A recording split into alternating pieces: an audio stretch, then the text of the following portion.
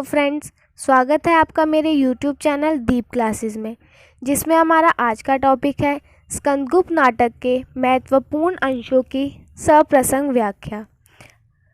हमारा आज का टॉपिक स्टार्ट करने से पहले अगर आप हमारे YouTube चैनल पर नए हैं या आपने अभी तक हमारे YouTube चैनल को सब्सक्राइब नहीं किया है तो आप इसे सब्सक्राइब करें, जिससे हमारे आने वाले वीडियो के नोटिफिकेशंस आप तक पहुंच सके। चलिए अब हम अपना टॉपिक स्टार्ट करते हैं। इस नाटक की महत्वपूर्ण अंश है अहंकार मूलक आत्मवाद का खंडन करके गौतम ने विश्वात्मवाद को नष्ट नहीं किया। यदि वैसा करते तो इतनी करुणा की क्या आवश्यकता थी। उपनिषदों के नेति नेति से ही गौतम का अनात्मवाद पूर्ण है। यह प्राचीन महर्षियों का कथित सिद्धांत मध्यमा प्रतिपदा के नाम से संसार में प्रचलित हुआ। व्यक्ति रूप से आत्मा के सदृश कुछ नहीं है, वह एक सुधार था, उसके लिए रक्तपात क्यों। इस अंश का प्रसंग देखते हैं। बलि प्रकरण को लेकर बौद्धों और ब्राह्मणों के बीच संघर्ष बढ़ते देखकर धातुसेन उसे मिटाने को अग्रसर हुआ। सिंहल का यह युवराज भारत पर्यटक के लिए तथा महात्मा बुद्ध की जन्मभूमि और अन्य स्थलों का सर्वेक्षण करने के लिए आया था और उसने दोनों धर्मों का गंभीर अध्ययन अनुशीलन किया था। बौद्ध धर्म के वास्तविक रहस्यों का उसे ज्ञान था। ब्राह्मण धर्म की महत्ता गरिमा भी उसे मालूम थी। प्रस्तुत संदर्भ में दोनों धर्मों का परस्पर सामंजस्य स्थापित करता हुआ वह विरोधी दलों को समझाता रहा कि अब हम इसकी व्याख्या देखेंगे। बौद्धों का यह समझना कि गौतम ने आत्मवाद का सर्वथा खंडन किया था और ब्राह्मणों का यह समझना कि बुद्ध ने नास्तिकता का प्रचार नहीं किया था, बुद्धि का भ्रम मात्र है। वस्तुतः दोनों ने महात्मा बुद्ध द्वारा ग्रहित आत्मवाद का सही अर्थ नहीं समझा। महात्मा बुद्ध ने मध्यम वर्ग को ग्रहण करके अपने बुद्धि कौशल का परिचय दिया था। एक और उन्होंने आत्मवाद के दोषों का उद्घाटन किया और दूसरी ओर विश्वात्मवाद का प्रसार किया। पृथक पृथक व्यक्ति में आत्मा की सत्ता स्वीकार करने से अहंकार का पोषण होता है, क्योंकि जीव अपने को ही ईश्वर मानने लगता है। इस अहंकार से अनेक अन्य दुर्गुणों की उत्पत्ति होती है। ईर्ष्या, हिंसा, सर्वथापरता आदि की वृद्धि होती है। अतः महात्मा बुद्ध ने यह सिद्धांत स्थापित किया कि समस्त विश्व एक ही आत्मा के सूत्र में बंधा हुआ है। वह सूत्र है करुणा। करुणा एक ऐसा सात्विक भाव है जिसके उदय हो जाने पर व्यक्ति एक दूसरे के प्रति पर्याप्त उदार हो जाता है। इस उदारता द्वारा ही समाज और जाति का उत्थान होता है। करुणा व्यक्ति को एकता के सूत्र में इस प्रकार आबद्ध कर देती है कि व्यक्ति अपनी पृथकता को भूलकर स्वयं को विश्वमंडल की एक कड़ी मानने लगता है। बुद्ध की विचारधारा मूलतः उपनिषदों के नेति नेति से ही संबंध है। नेति नेति सूत्र की व्याख्या उन्होंने अपने ढंग से की है। वह वस्तुतः आत्म को ही सत्य मानते हैं, किंतु उसका संकुचित अर्थ अर्थात आत्मा ही सत्य है और मैं आत्मा हूँ, अतः सर्व सर्वा हूँ। शेष सब अनात्म है, अतः उपेक्षणीय है, न लेकर व्यापक अर्थ लेते हैं। उनके अनुसार आत्मवाद केवल आत्मवाद नहीं वरन विश्वात्मवाद है। संपूर्ण सृष्टि ही भ्रम है, अतः सत्य है। इसका विश्वात्मवाद अहंकार मूलक आत्मवाद का ही सामाजिकृत रूप है। उनके सिद्धांत का आधार उपनिषद की विचारधारा ही है। अंतर केवल इतना है कि उन्होंने भिन्न शब्दावली अपनाकर इसके अर्थ को अधिक सुचारू तथा विस्तृत रूप में ग्रहण किया। उनके सिद्धांत के मूल में वासुदेव कुटुंबकम की भावना निहित है। विश्वात्मवाद से उनका अभिप्राय है विश्व प्रेम अथवा प्राणी प्रेम। स्पष्ट है कि भारतीय विचारधारा का उन्होंने सामाजिकरण कर दिया। सच्चे तत्वज्ञान के प्रसार में अपना महत्वपूर्ण योगदान दिया। उन्होंने पुरातन और नूतन का अत्यंत सुंदर समन्वय प्रस्तुत करके अपने सिद्धांत को मध्यमा प्रतिपदा नाम से प्रचारित किया। अब हम इस काव्यांश की विशेषताएं देखेंगे। इसकी पहली विशेषता है प्रस्तुत संदर्भ में प्रसाद ने बौद्ध दर्शन का प्रभाव अत्यंत मुखर है। धातुसेन के माध्यम से वस्तुतः प्रसाद ही बोल रहे थे। दूसरा, समकालीन हिंदू मुस्लिम संघर्ष को भी इन पंक्तियों में दिखाया गया है। इस नाटक की अगला महत्वपूर्ण अंश है लक्ष्मी की लीला। कमल के पत्ते पर जल बिंदु, आकाश के मेघ समारोह, अरे इनसे भी शुद्ध निहार कणिकाओं की प्रभात लीला। मनुष्य के अदुष्ट लिपि वैसी ही है जैसी अग्नि रेखाओं से कृष्ण मेघ में बिजली की वर्णमाला, एक क्षण में प्रज्वलित दूसरे क्षण में विलीन होने वाली। भविष्यतः का अनुचर तुच्छ मनुष्य केवल अतीत का स्वामी है। इस अंश का प्रसंग है कुंभा का बाण टूटने के बाद मगध के युवराज स्कंद के बिखरे अनुचर एक एक करके प्रकट होने लगे। किसी को किसी का पता नहीं। प्रस्तुत गद्यांश में चक्रपालित अपने भाग्य लीला पर विचार करता हुआ लक्ष्मी की नश्वरता आदि का संदेश दे रहा है कि अब हम इसकी व्याख्या देखेंगे। मानव जीवन अत्यंत स्थिर एवं नश्वर है। वह कभी भी कहीं भी नष्ट हो सकता है। अतः व्यक्ति का कर्तव्य है कि वह क्षणभंगुर धन वैभव पर किसी प्रकार गन्वान्वित ना हो। लक्ष्मी एक जगह स्थिर होकर नहीं ठहरती। जिस प्रकार पत्तों पर पड़ी हुई ओस की बूंदें शीघ्र ही नष्ट हो जाती है, आकाशमंडल में मेघ घटाएं आकर चली जाती है और इन सबसे भी अधिक क्षणभंगुर ओस कण जो सूर्य की उष्ण किरणों के पड़ते ही विलीन हो जाते हैं, उसी प्रकार जीवन के सुख दुख, हर्ष विषाद आदि के दृश्य बनते बिगड़ते देर नहीं लगती। मनुष्य का भाग्य मेघों में निधित विद्युत रेखा के समान अज्ञात और अदृश्य है। ना जाने कब मेघों को चीरकर विद्युत कोंद उठे और प्रकाश की झलक दिखाकर लुप्त हो जाए। इसी प्रकार मनुष्य की भाग्य लिपि भी अत्यंत अदृश्य और अनिश्चित होती है।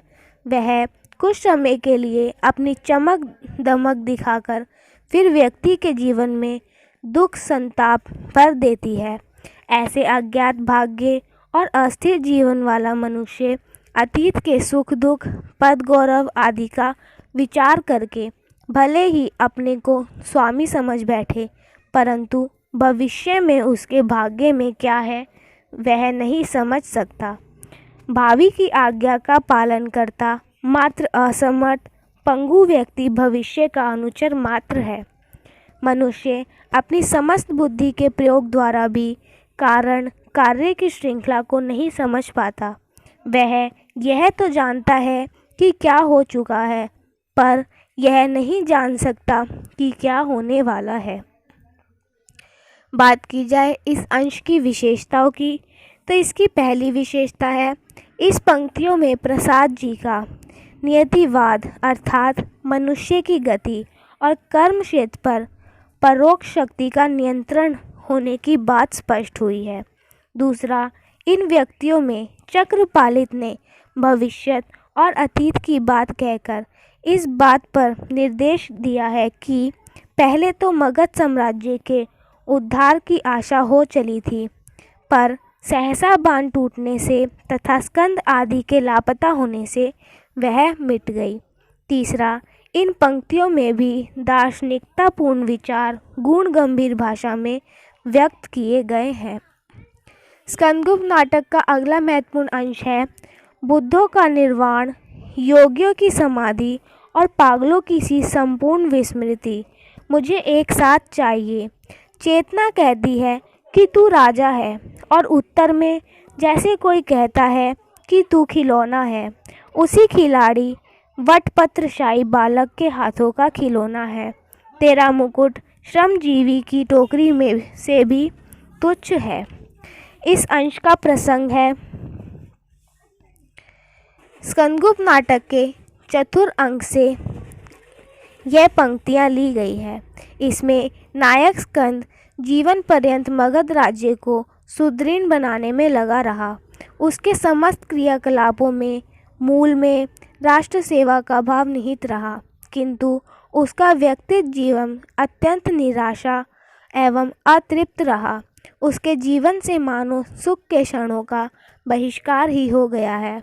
वह संचार के दुष्चक्र से छुटकारा पाना चाहता है, सब कुछ भूल जाना चाहता है।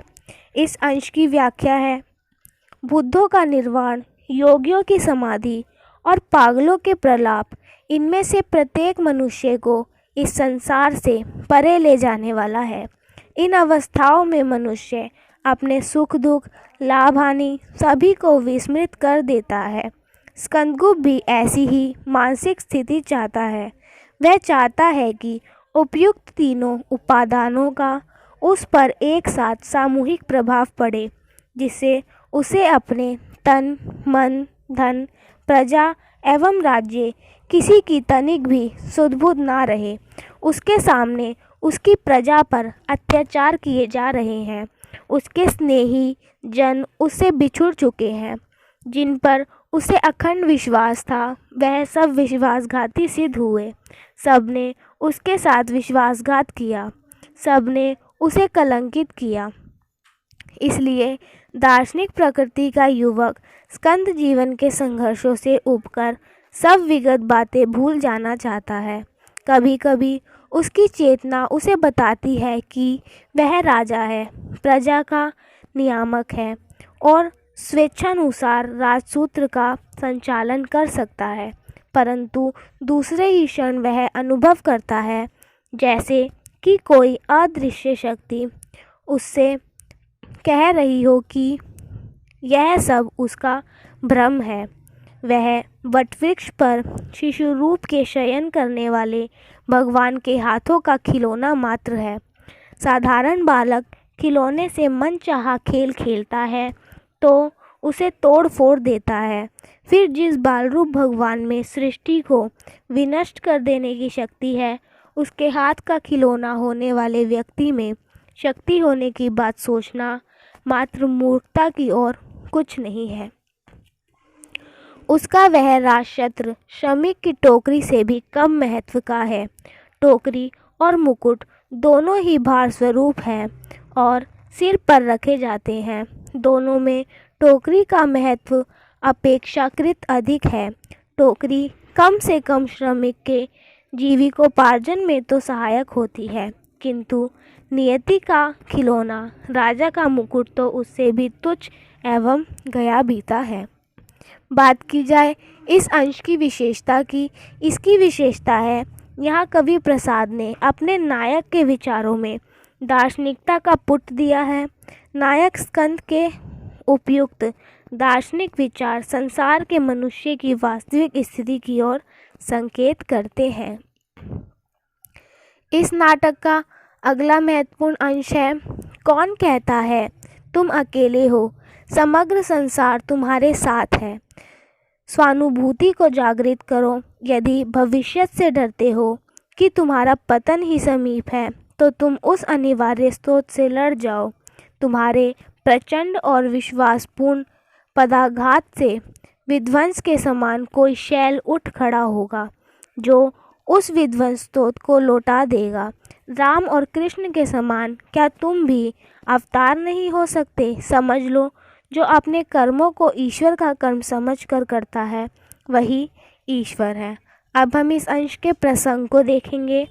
जब स्कंदगुप्त स्वयं को अत्यंत निर्बल, निसहाय एवं असमर्थ कहता है, तब उसकी विक्षिप्त वाणी सुनकर समीपवर्ती कुटी से तपस्विनी कमला निकलती है और स्कंद की सुप्त चेतना को उद्भुत करती हुई कहती है। अब हम इसकी व्याख्या में देखेंगे। वह कहती है, कौन कहता है कि तुम अकेले हो? समस्त संसार तुम्हारा सहायक है। तुम व्यर्थ में अपने भीतर हीनता की भावना क्यों लाते हो? तुम अपनी शक्ति और ऊर्जा को पहचानते क्यों नहीं हो? यदि तुम्हें इस बात का भय है कि तुम्हारा भविष्य अंधकारपूर्ण है, तुम्हारा पतन होगा, तो तुम उस अवश्य भावी भविष्य के विरुद्ध संघर्ष करो। मनुष्य अपने पुरुषार्थ द्वारा ही अपने अदृष्ट का निर्माण करता है। इस तथ्य को कभी मत भूलो। यदि तुम स्वावलंबन का आचरण पकड़ोगे तो अवश्य ही कोई विध्वंस के समान प्रबल शक्ति जागृत होकर तुम्हारी आपदाओं को, सरिता को अवरुद्ध कर देगी, जिससे तुम्हारा जीवन सर्वथा निष्कंटक हो जाएगा। राम और कृष्ण के समान तुम भी अवतारी पुरुष हो सकते हो। उनकी जैसी कर्तव्य भावना अपने भीतर उदित करो और समस्त कठिनाइयों का साहस एवं बलपूर्वक सामना करो। अपने कर्मों को ईश्वर का कर्म समझकर करो। मनुष्यत्व की पूर्णता अपने कर्तव्यों को ईश्वर का कर्म समझकर करने में ही है। अब हम इस प्रसंग की विशेषताएं देखते हैं। पहला, कमला जैसे गौण नारी पात्र के माध्यम से अपने विचारों का स्पष्टीकरण करके प्रसाद जी ने गौण पात्रों को भी महत्वपूर्ण स्थान दिया है। दूसरा, जो अपने कर्मों वही ईश्वर का अवतार है, संपूर्ण नाटक का मूर्धन्य वाक्य है। इस नाटक का अगला महत्वपूर्ण अंश है हृदय की कोमल कल्पना, जो सारा जीवन में जिसकी संभावना नहीं, जिसे द्वार पर आए हुए लौटा दिया था, उसके लिए पुकार मचाना क्या तेरे लिए कोई अच्छी बात है? आज जीवन की भावी सुख, आशा और आकांक्षा सब में से विदा लेती हूँ। इस अंश का प्रसंग है। प्रस्तुत पंक्तियाँ प्रसाद द्वारा रचित स्कंदगुप्त नाटक के 5वें अंक के 6ठे दृश्य से ली गई हैं। इन पंक्तियों में निराश देवसेना अपने हृदय की वेदना, अपने जीवन की करुणा को वाणी दे रही है। इसकी व्याख्या है। देवसेना सोचती है, हृदय ने कितने कितने कोमल स्वप्न देखे थे, कितनी कितनी कल्पनाएं की थी, पर अब उनमें से एक भी स्वप्न साकार नहीं हो सकता, एक भी कल्पना साकार नहीं हो सकती। इसलिए अब क्या सोचें, क्या सपने संजोएं? जीवन में हृदय ने जिसे चाहा वह कभी प्राप्त नहीं हो सका। एक बार आया भी तो स्वयं अपने द्वार से उसे लौटा दिया। फिर भी हृदय ना जाने क्यों उसी को स्मरण करता रहता है। जीवन में अब कुछ नहीं है, अब कोई सुख नहीं आना, कोई आशा नहीं, कोई आकांक्षा नहीं। अब हम इस प्रसंग की विशेषताएं देखते हैं। इसकी पहली विशेषता है निराशा और विवश प्रेम ही हृदय को कोमल अभिव्यक्ति इन पंक्तियों में हुई है। दूसरा, विवश हृदय भी प्रिय के स्वप्नों में ही खोना चाहता है, इसलिए वेदना और पीड़ा उतनी ही अधिक होती है जितने स्वप्न। तीसरा, भाषा में प्रवाह है और वेदना को वाणी देने की स्वाभाविक सामर्थ्य भी है। अब ये स्कंदगुप्त नाटक के महत्वपूर्ण काव्यांशों में से सबसे आखिरी काव्यांश है। यह है कष्ट हृदय की कटौती है, तपस्या अग्नि है। सम्राट यदि इतना भी नहीं कर सके तो क्या? सब क्षणिक सुखों का अंत है, जिसमें सुख का अंत ना हो, इसलिए सुख करना ही ना चाहिए। मेरे इस जीवन के देवता और उस जीवन के प्राप्य क्षमा। अब हम इस अंश के प्रसंग को देखते हैं। प्रसाद जी के नाटक स्कंदगुप्त के अंतिम अंक के अंतिम दृश्य की इन पंक्तियों में देवसेना के चरित्र की उदात्तता, उसके त्याग बलिदान, प्रेम की अनन्य निष्ठा पर प्रकाश डाला गया है। स्कंदगुप्त साम्राज्य और सत्ता से वितराग होने पर भी देवसेना के प्रति अपने प्रणय भाव को नहीं त्याग पाता। अतः देवसेना के सम्मुख प्रस्ताव रखता है कि वह दोनों प्रपंचमय संसार को छोड़कर कहीं एकांत में जा बसे और शेष जीवन साथी के रूप में बिताकर सुख से रहे। परंतु देवसेना सहमत नहीं है। स्कंद से विदा लेते समय उसके कहे गए वचन उसे आघात हृदय का चित्कार करते हैं। इस अंश की व्याख्या है, मनुष्य कष्ट सहकर ही सहिष्णु, सुदृढ़ और पुरुषार्थी बनता है। तपस्या, सेवा, निरंतर कर्म पथ पर चलकर वह एक प्रकार की तपस्या करता है और यह तपस्या उसे उसी प्रकार बहिष्कृत करती है, उसके कलमर्शों को दूर करती है, जैसे अग्नि स्वर्ण को तपाकर उसे शुद्ध बना देती है। अतः कष्ट, सेवा, त्याग, बलिदान का मार्ग होते हुए भी मंगलमय है। उसे त्यागना घोर मूर्खता होगी। हम पशु नहीं, मानव हैं और मानव होने के नाते हमारा दायित्व है कि हम मार्ग पर चलकर संसार के प्राणियों का कष्ट कम करें तथा अपनी आत्मा को शुद्ध बनाकर भी मंगल रहे। देवसेना जानती है कि उसके ये शब्द, उपदेश, संदेश स्कंदगुप्त को अप्रिय लगेंगे। अतः स्कंदगुप्त के प्रति अपने लिए अपने प्रेम की अनन्य निष्ठा, आदर, सम्मान, पूज्य भाव प्रकट करते हुए वह कहती है कि मैं जीवन भर आपसे प्रेम करती रही, मन ही मन आपकी पूजा करती रही, आपको देवा मानती रही। ठीक है, परिस्थितियों की विषमता के कारण इस जीवन में मेरी पूजा आराधना सफल नहीं हो पाई, हम एक दूसरे के ना हो सके, पर मुझे विश्वास है कि मेरा सच्चा सात्विक प्रणय भाव सफल होगा और मैं अगले जन्म में आपको प्राप्त कर सकूंगी। स्कंदगुप्त का प्रस्ताव अस्वीकार करने के लिए पुनः क्षमा मांगकर वह अपने कोमल भावों का एक बार पुनः परिचय देती है। बात करें इस अंश की विशेषताओं की। इसकी पहली विशेषता है, नारी हृदय की वेदना मूर्तिमान हो उठी है। दूसरा, भारतीय नारी का आदर्श प्रस्तुत किया है। तीसरा, नाटक का यह वेदना सिक्त करुण अंत पाठक दर्शकों को करुणा पल्लवित कर देता है। फ्रेंड्स, आज का हमारा टॉपिक यहीं ख़त्म होता है, जिसमें हमने स्कंदगुप्त नाटक के महत्वपूर्ण प्रसंगों की विशेषताओं के बारे में जाना। अगर आपको हमारा ये टॉपिक पसंद आया हो तो वीडियो को लाइक एंड शेयर ज़रूर करें और हमारे चैनल को सब्सक्राइब करें। Thank you for watching.